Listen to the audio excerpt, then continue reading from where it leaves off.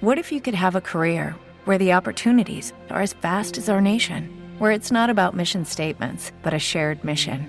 At U.S. Customs and Border Protection, we go beyond to protect more than borders. From ship to shore, air to ground, cities to local communities, CBP agents and officers are keeping people safe. Join U.S. Customs and Border Protection and go beyond for something far greater than yourself. Learn more at cbp.gov/careers. With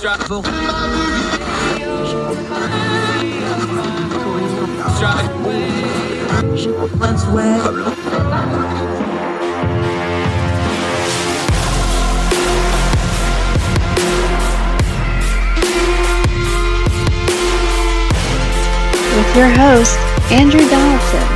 This is Heard Tell. Heard Tell Show. Okay, we're not the only ones having crazy elections with weird outcomes here in America. Our Irish friends just did this as well. They had some elections, historic elections. So we're going to do what we always do. We're going to go to Ireland and talk about it. Our buddy Conor Duffy returns to Heard Tell. Been a minute since we've had him on.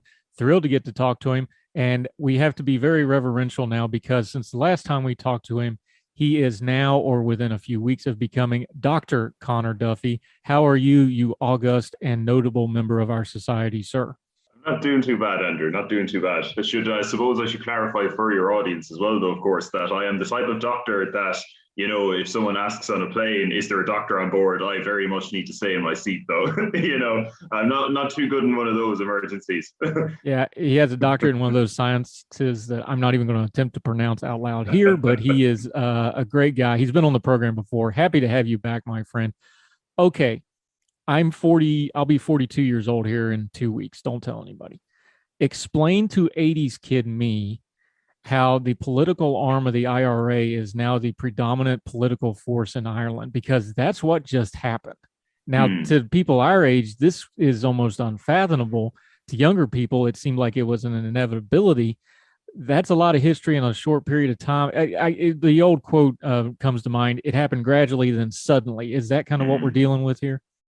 Yeah, exactly. So there's two elections we do need to cover here to fully get across what's just happened. The first one happened a few years ago, and that's when at the start of 2020, just before COVID, Ireland here in the south, or the 26 counties of Ireland, we had an election where Sinn Féin, the political wing of the IRA, as you would have known them during the Troubles, they won the most votes because of some bad strategy and the peculiarities of the Irish electoral system. They actually didn't end up with the most seats, but they received more votes than anyone else. Then recently, the election that happened a few days ago that has everyone talking is that was up in Northern Ireland, which is the 6 counties of Ulster that were partitioned 101 years ago. And there was an election and Sinn Féin again won the most votes, but now they also have the most seats in the Northern Ireland Assembly, which is the devolved government of Northern Ireland, similar to how Scotland and Wales have their own individual governments as well as Westminster in the UK. That's what the Northern Ireland Assembly is in Northern Ireland. And as of this election, Sinn Féin is now the largest party, and that is something that has never happened before. A party that was in favour of uniting the 6 counties of Northern Ireland with the 26 counties of Ireland has never had a majority, or has never been the largest party in the Northern Ireland Assembly before. So that is absolutely massive. That is really groundbreaking, because Northern Ireland as a state was more or less designed that this would never happen.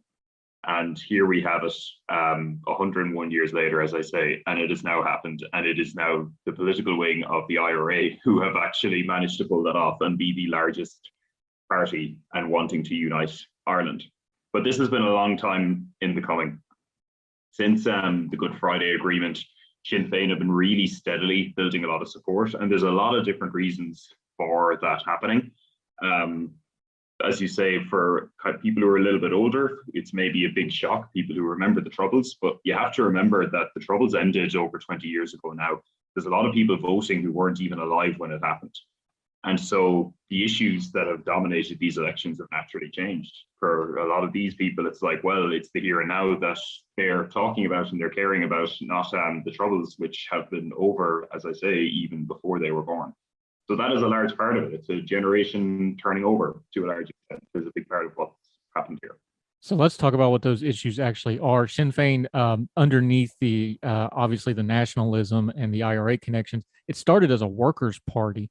What's the issues that have really brought them to the fore? Because especially last 15, 20 years, the Democratic Unionist Party, the DUP, that was the ruling party. Did they do stuff wrong? Did Sinn Féin do something right? What's the dynamic there that they have overtaken the DUP and taken power here?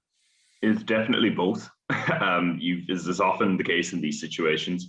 The DUP had a turnover of leadership not too long ago. Their previous leader, Arlene Foster, was previously involved in a big scandal called the Cash to Ash scandal, which was basically, to really sum it up quickly, they threw a really bad bit of legislation that resulted in people being paid to just burn wood in their houses. And it led to a lot of people, led to an awful lot of money being wasted, certainly not what the law was intended to do, became a big problem.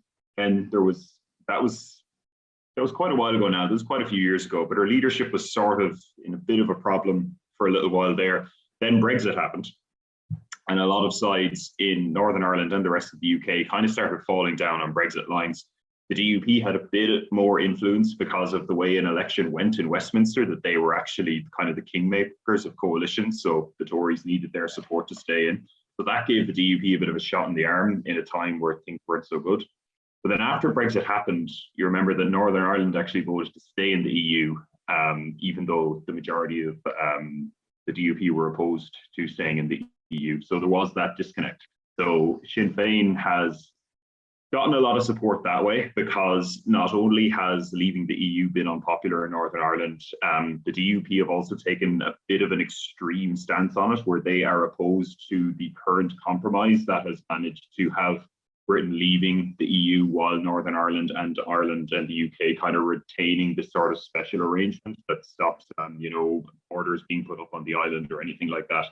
The DUP essentially wants to scrap all that. A lot of people are not happy with that, both the nationalist side, but also the unionist side, because they're concerned about, what would the effects on the Northern Irish economy be if there was suddenly a lot more trade restrictions between Ireland and Northern Ireland. So the DUP have made a lot of mistakes in that sense. As I say, they also had a turnover of leadership, and Arlene Foster was, it's a funny thing to say about her, but she genuinely was from the more moderate wing of the DUP. This is a party where a lot of people kind of think the dinosaurs never existed. It's that sort of a group of guys. Have a lot of they have a lot of views on a lot of issues that are quite out of touch with a lot of people. So the current leader, has kind of made some mistakes, alienated some people in that way. But then on the Sinn Féin side of things, the way it's gone in Northern Ireland has been slightly different, because Sinn Féin has been involved in the government of Northern Ireland for the last few years. So it's not as radical a change there. But yeah, one of the big issues was Brexit. But then, there's also things like, kind of cost of living crises, housing costs, things like that, all that sort of bread and butter stuff, or kitchen table issues. That's a very big part of it too. That's more true in the 26 counties of the Republic of Ireland. That's a big part of how Sinn Féin has done well there. But like in Northern Ireland, that is absolutely playing into it as well. And Sinn Féin are seen as being very much opposed to the government of the UK, the Conservative Party, which has been in power for quite some time. So, there's sort of a bit of an opposition vote that's happening there as well. Yeah, talking to our buddy Conor Duffy over in Ireland. We talk about changes in leadership. We got to talk about the generational change. And really, I don't know that you could overstate the passing of the torch here. The current leader of Sinn Féin, Mary Lou McDonald, she replaced Gerry Adams. And Gerry Adams is very familiar to the American audience.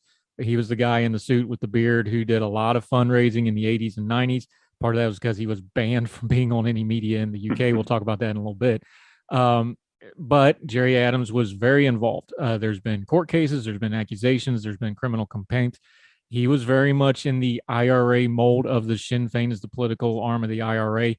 Mary Lou McDonald, the last 2018, is it too much to say kind of the clean political new version of Sinn Féin you were talking about? This really does seem like that's a line of demarcation of when this really changed, isn't it? Yeah, it really is, because it wasn't just Gerry Adams. There was also Martin McGuinness was the leader of Sinn Féin up in Northern Ireland, and he is no longer in charge now. He has actually died. But before he passed, there was also a change to Michelle O'Neill, who is the current leader of Sinn Féin up in Northern Ireland. Again, someone who was not involved in the Troubles in any way.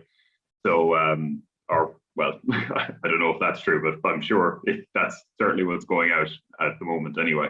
So Mary McDonald, Michelle O'Neill, certainly not, they're not faces from the Troubles, not involved, as I said. There was some other, say, politicians who were in Sinn Féin who have also since retired, who were from the Troubles generation. All of the faces from Sinn Féin that you see in the news here in Ireland these days, they're all fresh faces. They're people who were not involved in the IRA, who were not involved in the period of time when the Troubles were going on in Northern Ireland. And they are really trying to present themselves as, this is a party that is, materially different from the one that was the political wing of the IRA back in the 80s. They are still as committed to a united Ireland as they have ever been, but they have shifted, and it is, the IRA used to describe their tactics as an Armalite in one hand and the ballot box in the other. The version of Sinn Féin we have now is committed to the ballot box for how it is going to achieve things.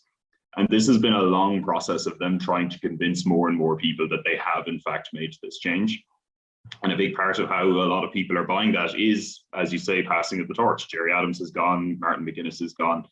The people who are there in charge now, they're talking about other issues. They're not talking about, trying to violently end the occupation of Northern Ireland. They're talking about, issues of housing and healthcare and, coming to a united Ireland by a vote rather than some sort of military victory over the British. So that sort of shift has been a very big part of how Sinn Féin have become much more acceptable to a lot more people on both sides of the border here in Ireland. Yeah, and just looking at their political platform, especially the most recent one that they did, it's a lot of boilerplate stuff, abolishing the VAT and fuel and energy goods, something on everybody's mind with the economy. Mm-hmm. Social and affordable home schemes that they're putting together. I'm using schemes there, by the way, in the version they use over yonder, where it's not a bad thing. That's just what they call these things. Talking about, should they have an all Ireland health service based off the NHS model? This is just kind of boilerplate populist politics kind of stuff, for lack of a better term. This seems like it would get you a lot farther at the ballot box. And I think there's evidence now that says whatever they're doing, it's working. No, I agree completely, because that's why a lot of people are voting for them these days. They're voting for them because they feel, well, Sinn Féin represents my views on these array of issues more than the other parties do, or especially down here in the Republic of Ireland in the 26 counties. It's sort of like, these other parties have been in charge for a very long time. There are problems with housing is a big one here in Ireland, also problems with the health system and cost of living and stuff like that. And some people are like, well, maybe it's time for a change of guard. And Sinn Féin are the largest party that would potentially represent that change. Something to maybe appreciate here too is that part of why Sinn Féin became the largest party in Northern Ireland is also that there was a surge in support for this non-aligned party, the Alliance Party. And the Alliance Party don't consider themselves nationalists or unionists. They're sort of a kind of middle ground liberal party. And a lot of support has gone to them. They actually gained more votes than anyone else this election. So Sinn Féin becoming the largest party is also because a lot of people who maybe would have voted unionist before are now voting for this party that wants to talk about other things. So they're kind of benefiting from that change in the political landscape in two ways, because their opponents are losing votes to someone who wants to talk all about these sort of bread and butter stuff, but also they are gaining votes themselves personally because they emphasize that more themselves these days as well. Yeah, very interesting sea change going on. Our friend Conor Duffy over in Ireland, we're going to continue to talk to him right after the break. We're going to get a little bit more into Ireland. Northern Ireland is becoming a mess. We need to talk about it. It came up in the Queen's speech in Parliament down south. We'll talk about Northern Ireland, the future of Ireland. Is reunification now something more on the horizon? It's been talked about for 100-some years. Are they actually getting close to it? We'll talk about it with Conor Duffy when we return on Heard Tell right after this. When you need mealtime inspiration, it's worth shopping Kroger, where you'll find over 30,000 mouth-watering choices that excite your inner foodie. And no matter what tasty choice you make, you'll enjoy our everyday low prices, plus extra ways to save, like digital coupons worth over $600 each week. You can also save up to $1 off per gallon at the pump with fuel points. More savings and more inspiring flavors make shopping Kroger worth it every time. Kroger, fresh for everyone. Fuel restrictions apply. Every day, we rise, challenging ourselves to work for what we believe in. At U.S. Border Patrol, protecting our borders is more than a job. It's a calling. Agents answer the call, working together to keep our country and communities safe. If you're ready for a new mission, join U.S. Border Patrol and go beyond. Learn more at cbp.gov/careers.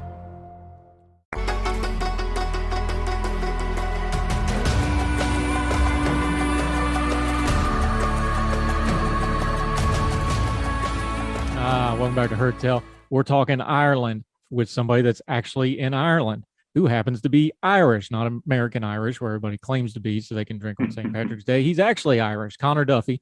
You'll believe me as soon as he starts talking. All right. It came up in all the policy around the Queen's speech in Parliament, which was given by Prince Charles. Unfortunately, obviously, the Queen is not in great health. There is a lot of talk that Northern Ireland has just basically, for lack of a better word, been neglected and forgotten for the last couple of months. I think that's a fair criticism of, frankly, both the Conservatives and the Labour Party hasn't really covered themselves in glory either. I know there's a lot going on in the UK, Brexit, COVID, all this stuff. Northern Ireland is getting very messy and very loud, isn't it? Oh, absolutely. And something that we need to say here as well is that Northern Ireland, for a lot of the time of the last few years, there actually hasn't even been a functioning assembly there. So there has been this impasse where the parties couldn't agree to work together. And so they also lacked a devolved government. So that is a large part of the frustration that's happening there too, is you've got this devolved power that isn't actually in place, isn't actually being used. To say that Northern Ireland has been neglected for the last few months is an understatement of the century. I would say Northern Ireland has been neglected for a very, very long time. It has generally been something that I would say the UK political system, the political establishment in the UK have been happy to just sort of ignore since the Good Friday Agreement to a very large extent. And, it was kind of when Brexit first happened, I would say that you had a lot of politicians in the UK, once this Northern Irish border became a problem, they were kind of just learning about what Northern Ireland was like for the first time. It was a place that had sort of been left to neglect, as you say, for quite a long time. And so there are problems there. And that is again why people are going to start turning to parties that, kind of are against who are against the prevailing people in power, against the system in general. And, they want to have a change. And so, yeah, another factor in Sinn Féin's rise is that right there. The DUP, which we already talked about, has been the dominant party. Still probably a little bit more powerful in Northern Ireland than larger Ireland now with the Sinn Féin stuff. They have vowed to block the formation of Northern Ireland's power-sharing executive. Since this is kind of unique to Northern Ireland because of all the dynamics we talked to, for an American audience that isn't used to things like that, what does that actually mean, and how are they holding this up, and what's the effect of that? Because we already said we've had gridlock here for the last couple months badly, but really for the last few years in various iterations. What does stopping the power sharing executive mean? Yeah, so the power sharing is the system of government that has been in place in Northern Ireland since the Good Friday Agreement. And what it essentially means is that you can't form a government in Ireland you can in Ireland. You cannot form a government in Northern Ireland just with a majority of seats. That isn't how it works. You need to have parties that represent both the unionist side and the nationalist side of the political divide in Northern Ireland. So every party in Northern Ireland actually has to register itself as representing nationalists, as representing unionists, or as non-aligned. And so I mentioned the Alliance earlier. They're a good example of a party that calls themselves non-aligned or neither. So in order to have power sharing, you need to have representation your majority that you form the government with has to have representation from both the nationalist and the loyalist communities. And there's a whole bunch of issues in Northern Ireland where they can trigger what's called a petition of concern. And essentially what that means is that in order for some piece of legislation to get through, one of the parties says this is of special interest to our community, you need to actually get majorities from both the nationalists and the loyalists in the assembly before that can go. So there's these checks that are in place that are essentially to prevent what happened for the majority of Northern Irish history, which was that nationalists were systematically excluded from power and the loyalist majority, or that unionist majority, was able to just sort of impose things upon them without them having, really any kind of democratic recourse. So the power sharing as well as voting reform was put in to basically ensure that that couldn't happen, that everything, all the major decisions had to have input from both the nationalists and the unionists. Of course, what this means is that the largest party of the nationalist or the unionist side has an awful lot of power to prevent a government from being formed. So there isn't really a way forward in Northern Ireland without having the DUP agree that they want to form a power sharing executive. But for them to form a power sharing executive now, it would mean accepting the leader of Sinn Féin in Northern Ireland, Michelle O'Neill, as the First Minister, it is officially a shared post. There is the First Minister and the Deputy First Minister, but in practice, the biggest party gets the First Minister. That would be a hugely symbolic win for Sinn Féin. So the DUP, who have already not been keen on power sharing in recent years anyway, are, threatening that, they don't want any involvement with this. The leader of the DUP may not even take his seat in the Northern Ireland Assembly, which is a whole other problem because he also has a seat in Westminster right now. So one of these little peculiarities of the system that emerge when you've got a devolved administration.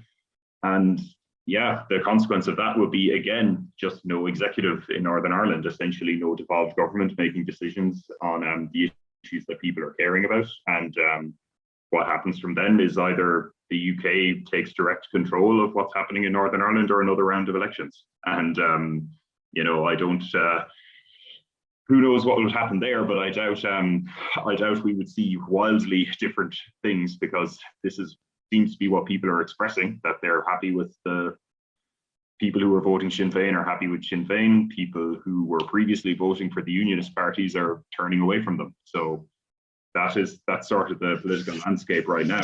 And without another power sharing executive, it's very likely that could only accelerate. Yeah, talking to our friend Conor Duffy over in Ireland. This quote grabbed my attention. I was reading through some of the Irish media. Fenton O'Toole wrote it this way. He said, "The old Northern Ireland is dead, but the new one cannot be born." Do you think you can't get anything into one little soundbite, but that sure seems like it encapsulates a lot of this, doesn't it? That's pretty good, yeah, because the old Northern Ireland, as I said, was a state, less a sort of region of the UK that was more or less designed so that nationalists would never be in a majority, that they would never be deciding what happens in Northern Ireland. That clearly is just completely not true anymore. It was even actually acknowledged on the BBC. This was something that it got spread around on Twitter and such quite a lot, that a presenter for the BBC just casually threw that line out there when he was explaining the results, that, Northern Ireland as a state was designed so that what's happening now would never happen.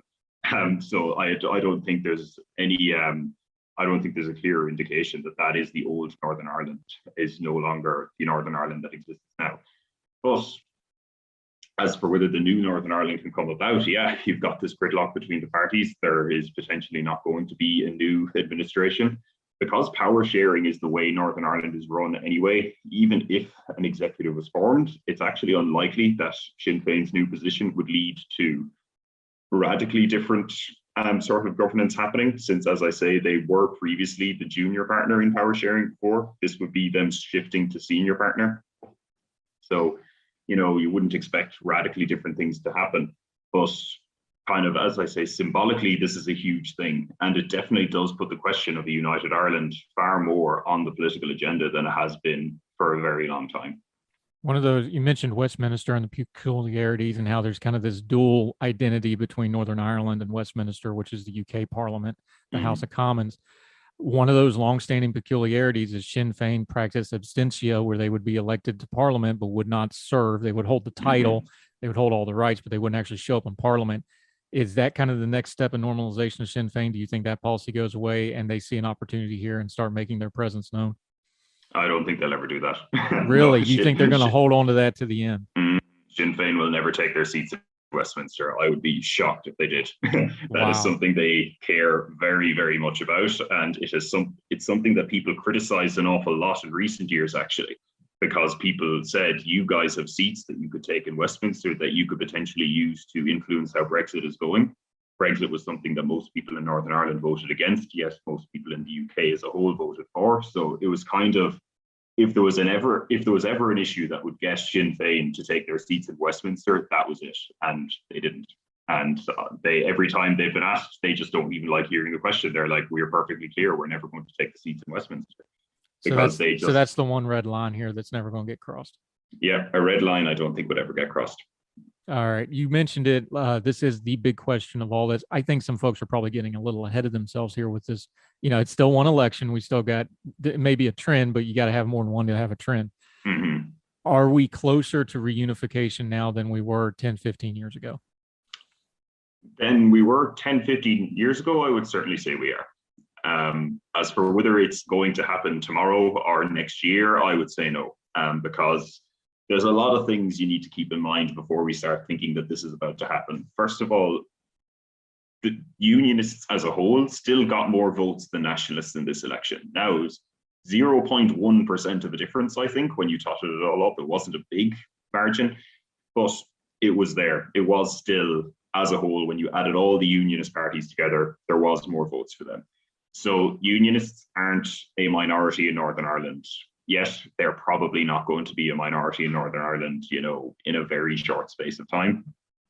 A lot of people who are in the middle there, the people who are, say, voting for the likes of the Alliance Party, they are the ones who I suppose would need to be persuaded one way or another whether a united Ireland was better for them or whether staying in the United Kingdom was better for them. That kind of conversation trying to appeal towards those sort of voters hasn't really been happening yet. But what I think this will really do is, this is an issue, as I've said, in Ireland, especially in the 26 counties in the south, has largely been sort of ignored. It's always been like, oh, that's a generation away. We don't need to worry about that now. I think the fact that Sinn Féin is now the party that is largest in Northern Ireland is probably going to be the party that's largest after the next elections here in Ireland, in the Republic of Ireland. That means we just have to start talking about it. That's what these people primarily believe in. It is the main reason the party exists. So we're going to have to start having discussions about what would a united Ireland actually look like.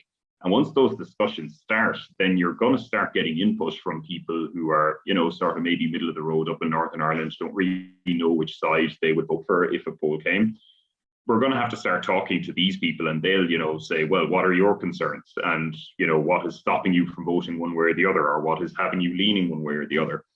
And so the actual process that would be required before we get to a united Ireland, that is, I think, the big thing that has to be acknowledged about this election. That process is probably going to get going now, where had the election gone another way, maybe it wouldn't have. Yeah, talking to Conor Duffy. I'm an outside observer, you tell me, but I do quite a bit of politics, and politics are pretty universal in how they work. It would seem to me that if your goal was a united Ireland, I think UK incompetence and the governance and the dysfunction that we're seeing in Northern Ireland, just on a people level, that probably will drive that conversation a whole lot more than the 100+ years of nationalism on it, because people, it's one thing to have the slogans, it's one thing to have the pride in your country and all that. It's another thing when it's affecting your meals. It's another thing when it's affecting your jobs, and healthcare is becoming a big issue in Northern Ireland. The trade tariffs and these sorts of things, we know the backstop thing that just beat everybody over the head. That seems to me like if you're going to drive a massive change like reunification, that's the sort of thing that would actually drive it a lot faster than what things like what Sinn Féin's been doing for 100 years. I mean, yeah, it's definitely going to be part of it. It's going to be part of what persuades people who are sort of not committed one way or the other. That's going to be what persuades them in the day. And I think it's a question of when, not if, by the way, now. But when a border poll happens that tries to decide what happens with Northern Ireland and whether there will be unification with the Republic of Ireland, I mean, those sorts of questions are going to be weighing very heavily on those people's minds. It's going to be like, well, which choice would be, better for me and my family, just in terms of, our well-being, in terms of, the type of society we want to live in terms of, sort of the economy, is always something that's on people's minds. A lot of parties don't like that it is, but that's always what people care most about. Obviously, we also now have another divide where Ireland is in the EU and the UK isn't. So that is going to become part of the question as well. It's like, well, do you want to be back in Europe? Well, that's one way to do it. So, is there some people who will value being in the EU more than being in the United Kingdom? That's going to be part of the conversation as well. Yeah, Conor Duffy, our good friend. That's Dr. Conor Duffy to you after June 1, when they'll put fancy things around his neck and say solemn words upon him. I don't know if they lay hands over there or whatever. Do they do swords over there? I don't know. Swords? No. That was it's a monarch thing. We're a republic these days. Oh, excuse me, my bad. Yeah, there'll be pomp and circumstances, and I'm assuming some liquor will be involved at some point. My friend, until we see and talk to you again on Heard Tell, let folks know where they can follow you and what you have going on. Yeah, so you can find me on Twitter at Conor Duffy 7.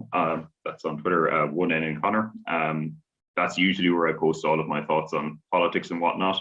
Same on Instagram, but I don't really do much of that sort of thing there. So, if you want to hear more thoughts on Northern Ireland, that's where you'll find. With haircut like that you've got going, my friend, you need to get on Instagram. You'll be big, huge, huge. Conor Duffy, our good friend in Ireland. Always appreciate catching up. We'll do it again sooner than the gap of time since the last time we saw you. We talked about it before. We need to talk about freedom of speech in the UK and Ireland and Scotland. A lot going on there. Conor Duffy, appreciate your time, sir.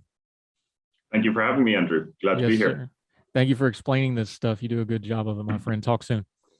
Talk soon.